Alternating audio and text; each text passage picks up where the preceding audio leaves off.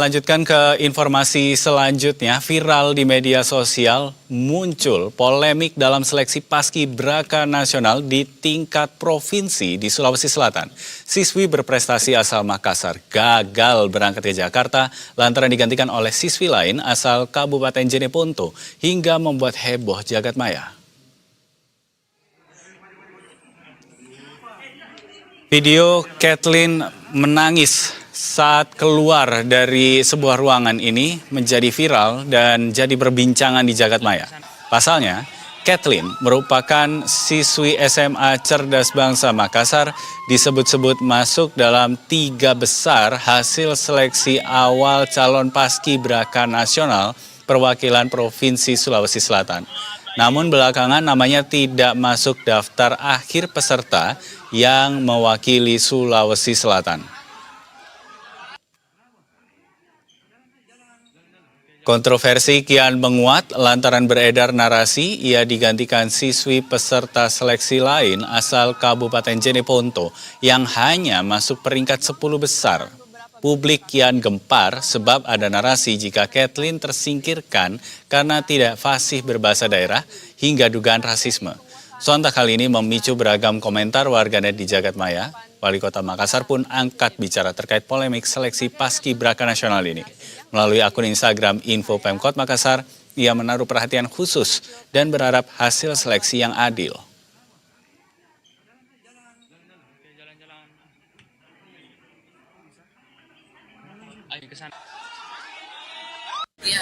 Dan ini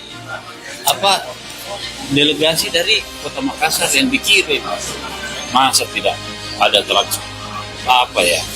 menurut saya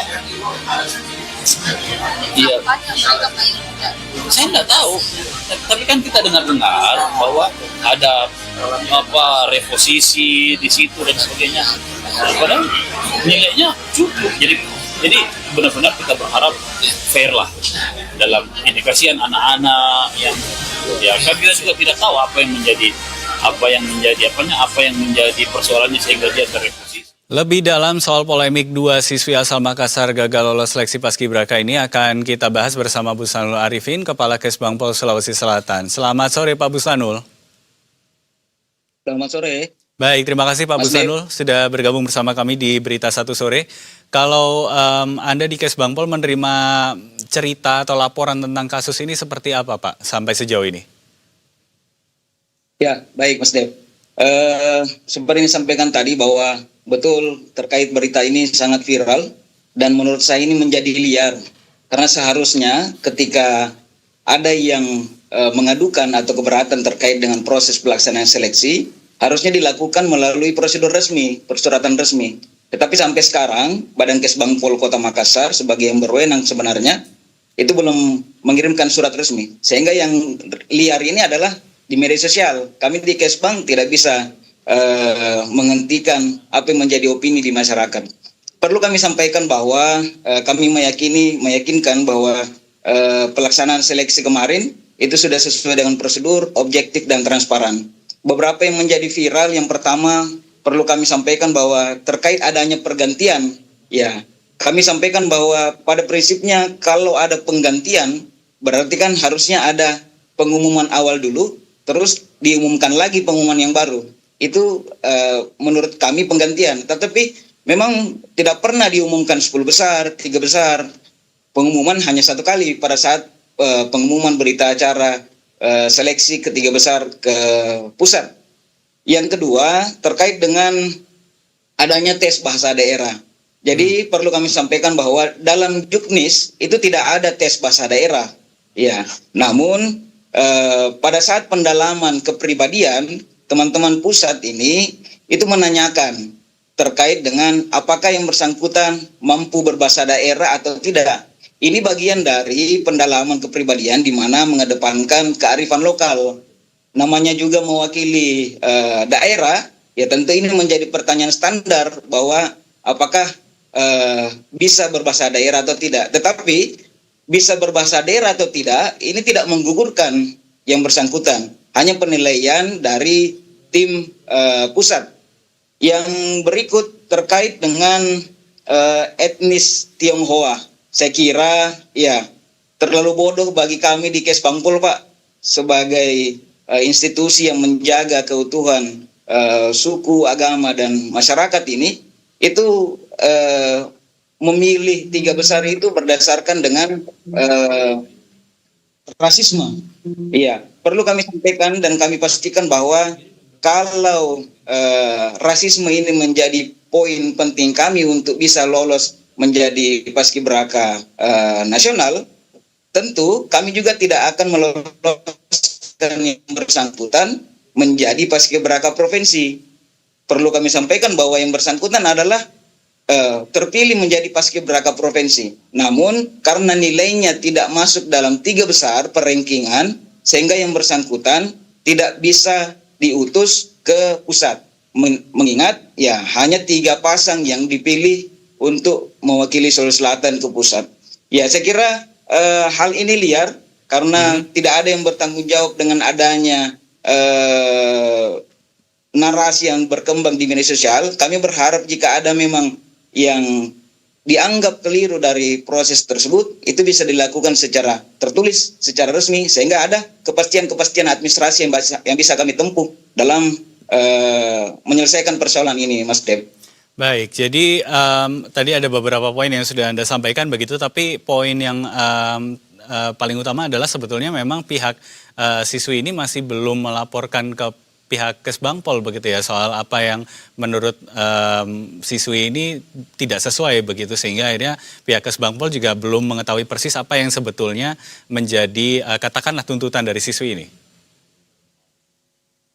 Betul, Mas Dep. Jadi sampai sekarang kami sudah sebenarnya di 1 hari setelah viralnya ini, kami dengan Pak Gubernur telah memanggil Kesbangpol Kota Makassar, DPPI Kota Makassar, bahkan siswi yang bersangkutan itu telah kami panggil. Kami telah memberikan penjelasan dan meminta sekiranya memang dari penjelasan itu masih ada yang dianggap tidak sesuai, ya kami meminta secara tertulis sehingga kami bisa menjawabnya juga sesuai prosedur. Di provinsi ada juga pusat yang bisa menilai apakah yang kami lakukan ini tidak sesuai ketentuan atau tidak. Yang ada kan hanya di media sosial, dan ini saya lihat masyarakat ya terlalu terburu-buru menyikapi ini karena ada unsur rasisme dan apalagi hal-hal lain yang dianggap tidak berkesesuaian dengan ketentuan peraturan perundang-undangan. Baik, kalau begitu laporan tertulis masih belum masuk, sementara situasi atau opini yang ada di media sosial sudah menjadi liar. Kemudian apa yang akan menjadi tindak lanjut dari Kesbangpol di Sulawesi Selatan soal polemik ini, Pak Bustanul? Ya, saya kira satu hal yang penting bagi kami menyampaikan, ya termasuk dengan hari ini kami dengan BTV, ya tentu ini menjadi poin penting positif bagi kami untuk bisa menyuarakan ini, meskipun sebenarnya kami agak berat menyelesaikan persoalan ini karena tidak ada laporan resmi, yang ada hanya opini masyarakat. Kami berharap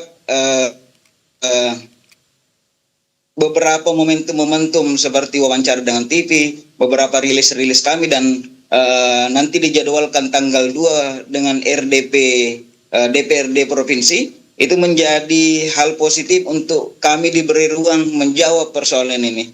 Karena yang berkembang itu sudah liar sekali nih Mbak, tanpa ada yang bisa mempertanggungjawabkan terkait dengan pergantian, terkait dengan bahasa daerah, terkait dengan Tionghoa. Ya, terkait dengan pergantian ini perlu kami sampaikan bahwa siswi ini sudah merasa sudah masuk 10 besar karena ada pendalaman oleh tim pusat dalam meminta 10 siswi dan siswa 10 orang itu naik lebih awal.